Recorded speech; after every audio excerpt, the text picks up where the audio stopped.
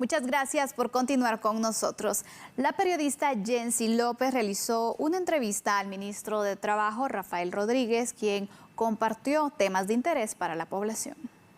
Hoy tenemos la oportunidad de conversar precisamente con el encargado de la entidad que regula la materia laboral en el país. Me refiero al ministro de Trabajo, Rafael Rodríguez. Ministro, bienvenido a este espacio. Gracias por tenerme el día de hoy aquí y poder conversar con todos los televidentes. Ministro, vamos a referirnos al tema de los jóvenes. Sabemos que uno de los principales retos es la experiencia y también la capacitación o la preparación que pueden tener, pero para ello ustedes precisamente tienen el programa de la beca de Mi Primer Empleo. ¿Cuáles son los objetivos y a cuántas personas ya se han beneficiado? Este programa recientemente, el año pasado, fue trasladado del Ministerio de Desarrollo al Ministerio de Trabajo. Y el objetivo era que pudiera tener una visión más universal y no específicamente para personas de escasos recursos o que estuvieran en pobreza y pobreza extrema. La primera grupo de beneficiarios de este programa ascendió a la posibilidad que se lograron conseguir los 850 puestos que estaban disponibles. Y se lograron colocar, o sea, de esos 800 más puestos que se pusieron a disposición, se lograron ocupar 703. Entonces, el 2022 nosotros nos enfocamos precisamente en eso, lograr de generar la confianza con las empresas. Y tuvimos empresas grandes que participaron, empresas pequeñas, empresas medianas. Una vez que ya logramos establecer el programa, que el programa ya hay empresas que confían en él, que ya sabemos a lo interno cómo funciona y cómo hacerlo funcionar mejor, cómo podemos ir y orientarlo entonces a las microempresas y que cómo los apoya el gobierno para que una vez dieron ese paso del emprendimiento, que están haciendo todos los esfuerzos para aún así no solo que contribuyan a generar más, que ya contribuyan a generar más empleo, sino que este empleo sea en personas que puede ser que no tengan la misma experiencia que estarían buscando, pero que nosotros digo yo, el gobierno, pues va a hacer esa financiación, ese financiamiento del 51% de ese puesto a efecto de que contrate dos en lugar de una. Ustedes cuentan precisamente con el programa de empleo temporal, que es para ayudar a estas personas para evitar que migren de manera irregular hacia Estados Unidos. Por ejemplo, en los últimos 4 meses, ¿cuántas personas han logrado viajar hacia el extranjero para poder optar a una plaza laboral? Los últimos 4 meses fueron más de 220 personas.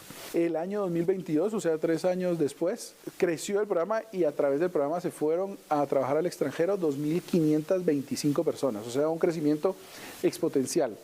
De esas, el último cuatrimestre fueron 221. Pero sabemos que crear un programa, un puesto de trabajo lleva una gran inversión. Y entonces ahí es donde está toda lo que ha promocionado tanto el presidente, atraer estos foros importantes en el cuales vienen inversores de fuera o los mismos inversores nacionales que inviertan más para poder crear más puestos. Pero eso lleva un tiempo. Entonces, mientras eso se logra, que es en el corto plazo, 5 o 10 años, entonces como en la inmediatez resolvemos la falta de empleo digno y decente de todas esas personas que muchas veces están en la informalidad y cómo hacemos también para atajar el tema de la problemática de la migración irregular. Y entonces es este programa uno de los que hemos encontrado la solución. Esto ha sido en conjunto con el gobierno de Estados Unidos, con el gobierno de Canadá, con empresarios de ambos países. Ahorita esperamos crecer hacia España, también empezar a abrir en Europa. Y lo importante es, en esos países hay puestos de trabajo que ya están creados y que lo que falta es alguien que los ocupe.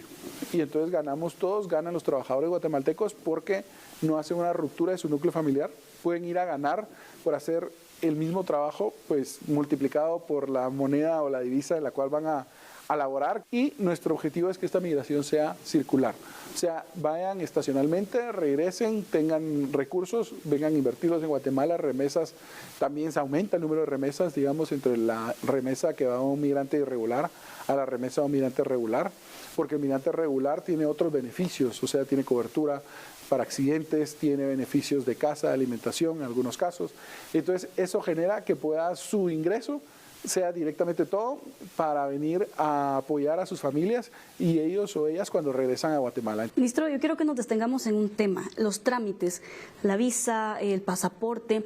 Hay estructuras que siempre aprovechan cualquier oportunidad para poder estafar a las personas.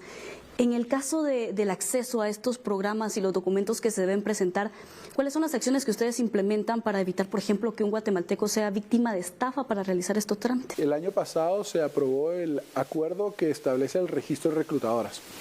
Ya tenemos dentro de la página principal del mintrabajo.gov.gt, pueden ustedes ubicar y hay un vínculo al registro de reclutadoras. En ese vínculo, las personas, los guatemaltecos que estén siendo, digamos, les estén ofreciendo un puesto de trabajo, pueden verificar si esa persona que los está reclutando en Guatemala está registrado. Si no está registrado en Guatemala, muy probablemente se trata de una estafa. Según toda la normativa nacional e internacional, a los trabajadores no se les puede cobrar nada. O sea, a los trabajadores el que debe incurrir en los gastos es el empleador, quien está pagando tanto a la reclutadora en Estados Unidos o a la reclutadora en Guatemala, en Canadá, en donde sea, y en Guatemala se utiliza una reclutadora privada y no el trabajador. Pero también hay otro aspecto muy importante y ahora vamos a hablar de las empresas acá en Guatemala, sobre pues ese sello de buenas prácticas laborales que se entrega. ¿En qué consiste?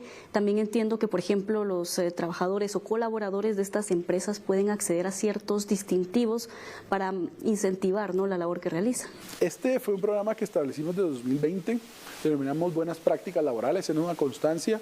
Cada vez, digamos, el desarrollo del tema económico ha ido implicando sobre todo empresas que hacen comercio internacional o entre las mismas empresas para asegurarse que tienen buenas prácticas, tanto tributarias, laborales, de salud y salud ocupacional, que también entra ahí, de ambientales, etcétera. Todo este conjunto de buenas prácticas que les exigen sus compradores, sobre todo los que van a hacer para afuera o los mismos compradores internos. Nosotros lo que buscamos con este programa de buenas prácticas laborales es que voluntariamente los empleadores pongan a disposición del ministerio y abran todos sus registros laborales, a efecto de que nosotros podamos hacer una revisión voluntaria y en consecuencia, si hay algo que no está mal, decirle, mire, esto está bien, esto lo tienen que corregir, a efecto de que entonces puedan hacer las correcciones y si es así, nosotros de hacer constar que todas sus prácticas laborales cumplen con lo que establece la ley. Nosotros no tendríamos necesidad de hacer esto, digamos, porque la inspección ya tiene la facultad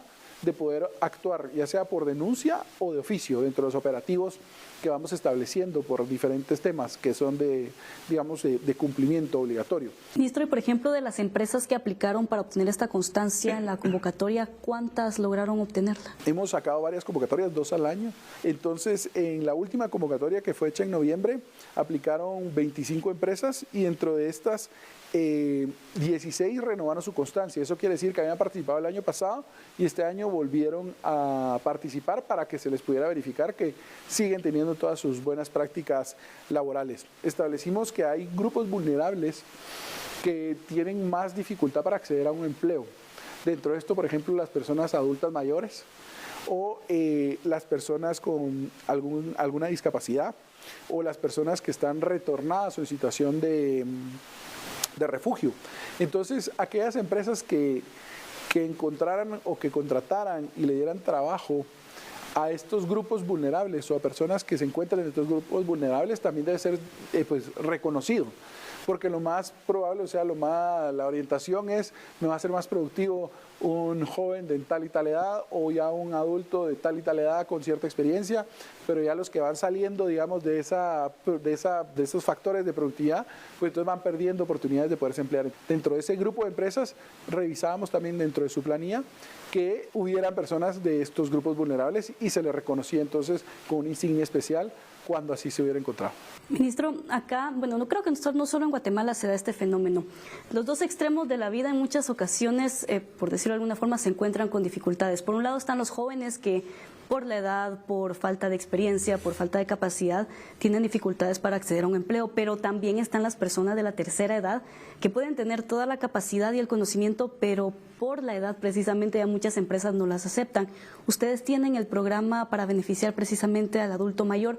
¿Cuántas personas se han visto beneficiadas hasta el momento con este programa?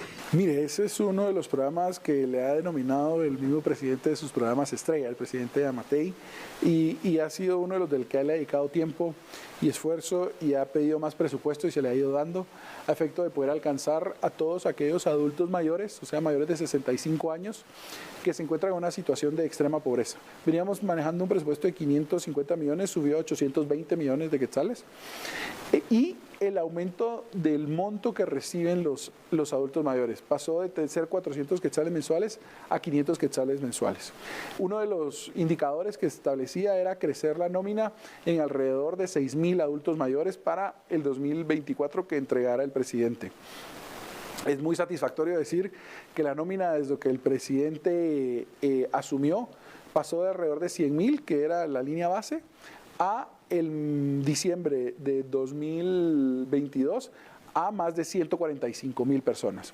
Eso ha significado el ingreso en la nómina de más de 62.000 nuevos beneficiarios. ¿Cómo han logrado ustedes fortalecer la inspección y lograr de esta forma llegar a verificar más empresas? Nosotros cuando recibimos la inspección teníamos alrededor de 172 inspectores a nivel nacional, pero alrededor de 50 de ellos hacían o funciones administrativas o una figura que se le llamaba conciliación, que era casi que inspección en mesa de escritorio aquí en el ministerio.